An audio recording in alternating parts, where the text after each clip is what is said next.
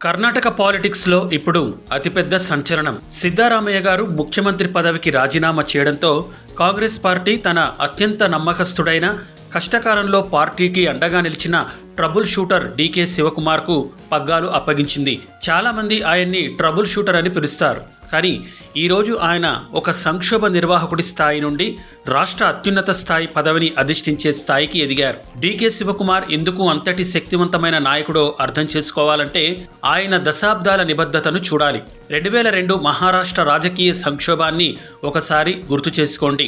విలాస్రావు దేశ్ముఖ్ ప్రభుత్వం కూలిపోతోందని ప్రత్యర్థులు సంబరాలు చేసుకుంటున్న వేళ డీకే శివకుమార్ రంగంలోకి దిగారు. ఒక మాస్టర్ ప్లాన్ అమలు చేస్తూ ప్రత్యర్థుల కంటపడకుండా రహస్య మార్గాల ద్వారా 40 మంది ఎమ్మెల్యేలను సురక్షితంగా తరలించారు.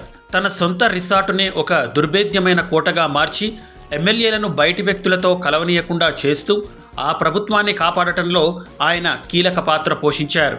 ఇక 2017 రాజ్యసభ ఎన్నికల ఘట్టం ఆయన కెరీర్లోనే ఒక మైలురాయి. అమిత్ షా వంటి వ్యూహకర్త అహ్మద్ పటేల్ను ఓడించాలని పక్కా ప్రణాళికలు సిద్ధం చేసినప్పుడు డీకే శివకుమార్ ఒక సమర్థుడైన సేనానిలా రంగంలోకి దిగారు. గుజరాత్ ఎమ్మెల్యేలను కశ్మీర్, ముంబై అంటూ తిప్పుతూ ఐటీ దాడులు జరుగుతోన్నా భయపడకుండా తన ఆపరేషన్ కొనసాగించారు.